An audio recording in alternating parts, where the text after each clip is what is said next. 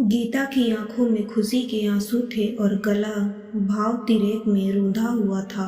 Phone पर लगातार बधाइयों का तांता बंधा हुआ था और वहीं भीगी आंखों से दीवार पर लगी पति की तस्वीर के सामने खड़ी थी। देख लो, तुम्हारे बेटे ने तुम्हारे सपने को किन ऊंचाइयों तक पहुंचा दिया है।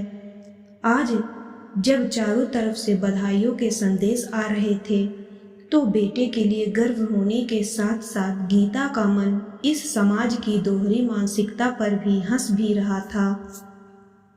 वाकई यहाँ पर चढ़ते सूरज को सब सलाम करते हैं, डूबते को तो कोई भी नहीं पूछता। आज भी उसके कानों में अपनी देवरानी के शब्द गूंज रहे थे। पता नहीं कैसी माँ है, पति तो पहले ही जा चुका है, अब इकलौती बेटे को भी खतरे में डाल रही है।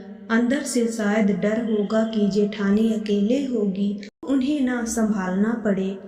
पति की मृत्यु के साल भर बाद ही जब बेटे का एनडीए में चयन हुआ था तो गीता स्वयं भी बहुत पशोपेश में थी। इस परीक्षा में सफलता बहुत बड़ी उपलब्धि थी बेटे के लिए। बेटे को देश सेवा में भेजने का विचार जहां उसे गौरवान्वित कर रहा था, वहीं फिर से कोई अनिष्ट ना हो, इस सोच ने उसे भी बहुत डराया था। परंतु बेटे की इच्छा के सामने उसने अपनी पशोपेश को जाहिर नहीं होने दिया था। पहले ही बेटा उसे बहुत बार समझा चुका था, पर माँ का दिल बार बार हिल जाता था। सदा से ही देश सेवा के लिए सेना में भर्ती होने के इच्छुक पति का स्वप्न अपने लिए तो पूरा नहीं हो पाया था, पर कब उनका यह अधूरा सपना उनके इकलौते बेटे का भी सपना बन गया, गीता और उसके पति को आभास भी नहीं हुआ। बचपन से सैनिक स्कूल में प्रवेश ना मिल पाने को शायद उसने एक चुनौती के रूप में स्वीकार किया था और धीरे धीरे यह चुनौती उसके लिए एक जुनून बन गई थी। पिता की मृत्यु के बाद जब उसने एनडीए की परीक्षा देने के लिए अपनी माँ गीता से अनुमति मांगी थी तो गीता बहुत घबराई थी। पति को खोने का जख्म अभी ताजा था, कुछ और गलत ना हो जाए यह विचार उसे बेटे को अनुमति देने से रोक रहा था।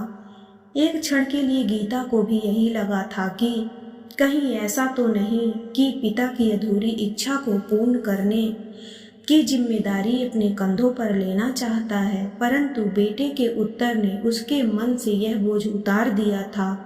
लेकिन फिर भी इकलौते पुत्र को स्वयं से दूर भेजने का विचार उसे डरा रहा था। लेकिन यहाँ भी 17 वर्ष के उस किशोर ने अपनी माँ को समझा दिया था, अगर सभी ऐसा समझने लगेंगे तो फिर कौन जाएगा सीमा पर रक्षा के लिए। देश सेवा का अवसर हर एक को नहीं मिलता, भाग्यशाली होते हैं वो लोग जो इस योग्य समझे जाते हैं, और अनहोनी तो कभी भी कहीं भी हो सकती है, किसी के भी साथ हो सकती है। क्या अनहोनी के डर से हम सड़कों पर चलना बंद कर देते हैं? नहीं ना, तो फिर सेना में भर्ती होना अपवाद कैसे हो गया? मुझे पता है पापा होते तो आप इस विषय में दूसरी सोच भी अपने मन में ना आने देती, लेकिन अब स्थिति अलग है। फिर भी इस स्थिति से निपटना हम दोनों को ही है।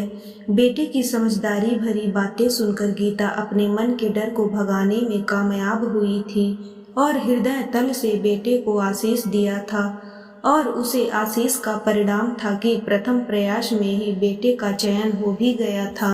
उस वक्त भी बधाइयों की कड़ी लगी थी, लेकिन उसके साथ साथ बहुत से दबे दबे स्वर भी सुनाई पड़े थे। उन लोगों के जिनके बच्चे असफल हुए थे, पीठ पीछे बातें करने वालों के भी 2 गुट थे। एक गुट को स्वर्गवासी पति के बेटे से बहुत सहानुभूति थी, जिसकी माँ उसे जबरदस्ती पिता का सपना पूरा करने के लिए सेना में ढकेल रही थी, और दूसरे गुट को यह परेशानी थी कि पति तो चला गया, अब बेटे को भी भेज रही है, स्वच्छंद रहना चाहती होगी। कई उंगलियां गीता के चरित्र पर भी उठ गई थी। सब चीजों को नजरअंदाज करके बेटे की खुशी के लिए गीता ने बेटे को भेज दिया और स्वयं अपनी शिक्षिका की नौकरी में व्यस्त हो गई।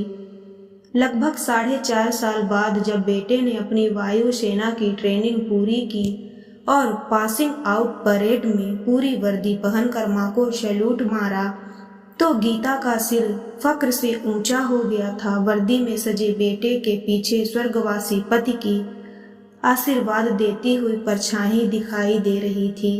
बीते वर्षों में सुनी हुई सारी कड़वी बातें और अपने ऊपर लगे सारे अपेक्ष उस एक पल के सामने फीके पड़ गए थे, जहां स्वयं की नियुक्ति हुई बेटा गीता को अपने साथ ले गया। बस माँ, बहुत अकेला रह लिया, अपने नौकरी छोड़ो और मेरे साथ चलो। गीता भी पूरे मान के साथ बेटे की दुनिया बसाने चल पड़ी। समय के साथ साथ बेटे का घर परिवार भी बसा और वायुसेना में भी सीढ़ी पर सीढ़ी ऊपर चढ़ता गया। पर माँ के सम्मान में ना तो कभी बेटे ने और ना ही कभी बहू ने अंतर आने दिया। आज सुबह ही इस घोषणा के साथ कि इस बार गणतंत्र दिवस पर होने वाली परेड में वायुसेना के शक्ति प्रदर्शन के लिए जो जहाज उड़ाए जाएंगे उनमें से एक पायलट गीता का बेटा भी होगा। गीता को सम्मान के सबसे ऊंचे सिंहासन पर बैठाने के लिए पर्याप्त था। पारिवारिक व्हाट्सएप ग्रुप में जैसे ही यह खबर बेटे डाली, बधाइयों के फोन शुरू हो गए थे और अब पीछे पीछे उठने वाले अस्फुट स्वर भी मौन हो चुके थे, क्योंकि गीता की तपस्या और उसके बेटे की सफलता की गूंज कहीं ज्यादा दूर तक फैल गई थी।